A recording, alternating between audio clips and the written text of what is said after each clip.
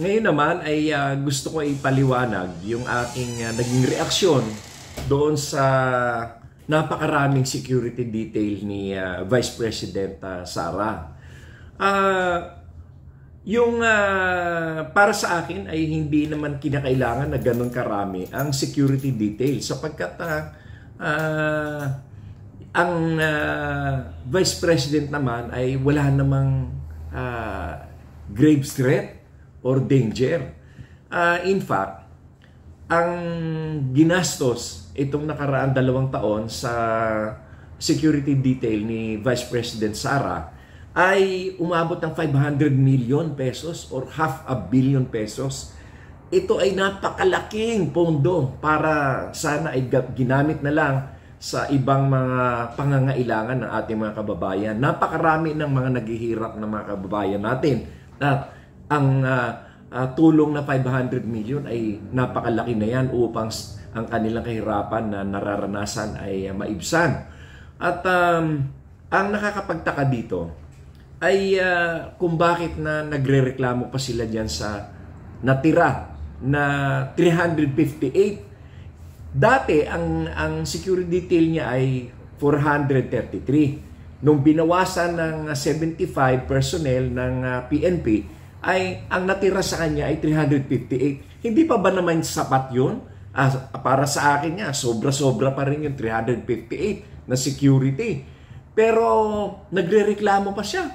Ibig sabihin, sinasabi pa niya na yun daw ay isang political harassment. Paano naging political harassment yan? Meron ka pang 358 na security personnel na natira. Napakarami pa rin yun. Imagine niyo kung gaano karaming 358 na security detail. At yung allowance na binibigay sa kanila, napakalaki. Hindi ko naman hindi sa akin issue yung allowance nila dahil talaga naman dapat na may sweldo sila. Ang sinasabi ko lamang, bakit napakarami? Bakit napakarami? Ngayon, hindi na nga sana ako masyadong kikibo dyan eh. Gusto ko na alam nahilig niya sa bagay na yan. Pero ang naging kaya ako nagre-react dito ay dahil doon sa mga sinasabi nila na nananawagan ang iba. No? Kagaya ni Senator Bato de la Rosa, nananawagan sa mga taong bayan, sa mga private citizen na i-augment, tulungan ang pagbabantay kay Vice President Sara na para bang merong grave danger and threat sa kanyang buhay o sa pamilya. Ay wala naman. At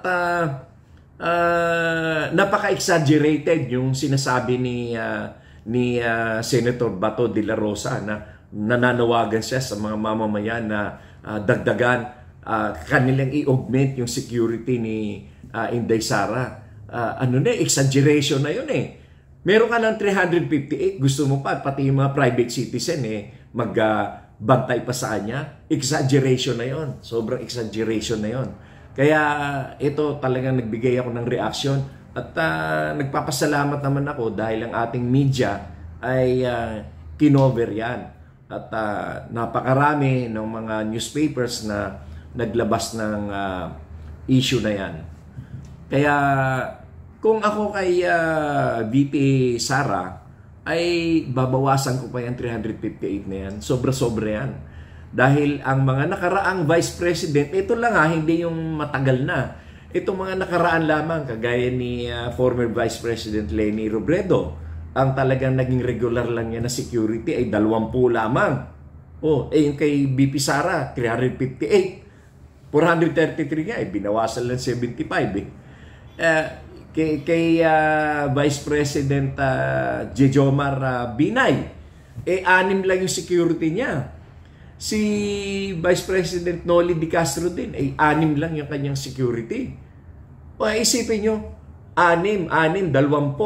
Pagpalagay mo na kahit magdoble pa yung 20 na nanggaling kay Vice President, former Vice President Leni Robredo, at least man lang mga 40. Itong kay Inday Sara, 433. Nung binawasan yung inalis yung 75, meron pa rin naiwan na 358 na security personnel. So, yun ba naman ay matatawag mo ba namang political harassment yun? O kaya eto, nagbibigay ako ng reaction kasi para naman sa akin, doon lamang tayo sa katotohanan at doon lamang tayo sa tamang pamamaraan para naman hindi tayo gaanong mahirapan sa pondo. Naman ay pag-usapan natin at gusto kong magbigay ng komento tungkol dito sa transport modernization. Itong transport modernization, hindi naman ito ngayong administrasyon lang ni Pangulong Bongbong Marcos Noon pang panahon ni President Gloria Macapagal Arroyo ay iplinano na at gusto na ipatupad yan. Kaya lamang ay palagi na lang napagliliban hanggang sa ngayon ay talagang naisipan ng ating pamahalaan ni President Bongbong Marcos, sang-ayon na rin sa rekomendasyon ng mga eksperto na kailangan na talagang ituloy. Bakit? Ang unang-unang konsiderasyon dito ay yung public safety, public convenience. Ayan. Tanungin natin, ang mga jeepney ba, ilang taon na yan? Ang iba dyan sa kanila, 20 taon na higit na tumatakbo pa rin ng kalsada. Puro usok at karag-karag. Yan ba ay hindi pa ba dapat palitan yan? Ang consideration dito ay yung public safety. Ngayon, more than 70% na, halos 80% na ng mga transport groups ay nakapag-comply na. At ang naiiwan na lamang ay mga 20 to 30% ang mga ayaw pang mag-comply. At sila pa yung mareklamo. Ngayon, bakit itinigil, bakit pinapatigil ng Senado ang pag-implement ng modernization na yan? Ano naman ang dahilan? At nag-comply na yung mahigit 70%, ito na lamang 20% ang natitira, ay gusto pa nilang sundin ang boses nitong mas nakakaunti kaysa doon sa mas nakakarami. Isipin nyo naman, ang Pilipinas, pinagmamalaki ng gusto yung Manila jeepney na yan. Oo, nandun ako. Pero noon araw ay talagang pwede mong maipagbalaki yan sa buong mundo. Pero isipin nyo naman, ang lahat ng mga bansa ngayon, pinagmamalaki nila yung kanilang mga bullet trains, yung kanilang mga MTR, yung Metro Transit Railway nila, yung mga monorail nila, yung mga electric buses nila. Ang gaganda, mga napaka-komportable, napaka-convenient sa mga pasahero. Tapos tayo, gusto pa rin nating manatili dyan sa Manila jeepney na mga bulok-bulok, lokbo-lokbo, karag-karag, mabaho, mausok. Yan pa ang dapat na progreso na gawin natin. At tapos ang katwiran nila, kasi wala silang pera na pambili ng bagong sasakyan. Abay, pambihira naman. Ang pagiging operator ba, ang pagbibigay ba ng prangkisa ay dahil sa awa? Bakit ganon? Ang Certificate of Public Convenience binibigay dahil ang iniisip natin dyan ay yung safety at conveniente ng mga pasahero, mga publiko. Hindi pwede dyan yung awa-awa. Kung wala kang pera, wala kang karapatan mag-operator. Mag-iba ka na hanap buhay.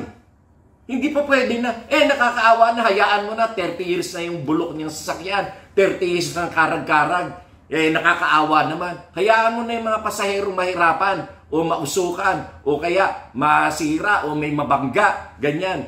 Nakakaawa. Hindi pwede yon. Hindi pwede na ang prangkisa ay ang awa ang basihan. Dapat yan yung kung ano yung nakakabuti sa publiko. Hindi pwedeng awa-awa. Kung wala kang kapital, wala kang karapatan na mag-operator. Dahil ang number one requirement for being awarded as an operator, for being given the franchise to operate, for being given the Certificate of Public Convenience, ang number one requirement dapat dyan ay financial capacity. Bakit? Halimbawa, ang isang jeep nakabangga, nakasagasa, namatay yung nasagasaan. Pwede ba naman natin sabihin yun? Pabayaan mo na yan. Kawawa naman yung operator, kawawa naman yung driver, walang pera. Paano yung namatay? Hindi kawawa? Yung operator ang kawawa? Yung namatay, hindi? Dahil yung bayad sa ospital, yung bayad sa palibing, ala naman sabihin mo, hayaan mo na yan, kawawa naman yung operator, walang pera.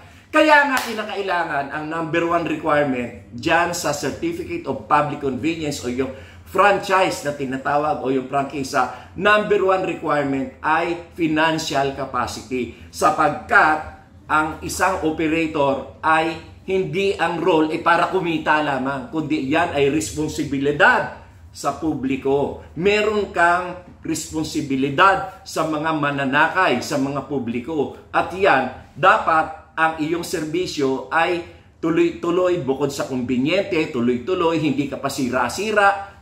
Mahirap naman yung palaging nasisira sa sakyan mo, wala kang perang pampagawa, palaging sira. Ibig sabihin nun, ang nahihirapan din ay yung publiko.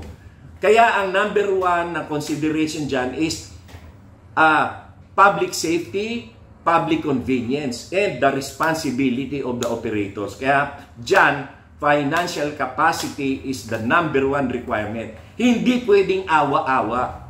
Kung wala kang kapital para maging operator, mag-iba ka ng hanap buhay. Magtinda ka sa palengke. Pero hindi po pwede nasasabihin mo sa akin, kawawa naman ako, 30 years na sa sasakyan ko.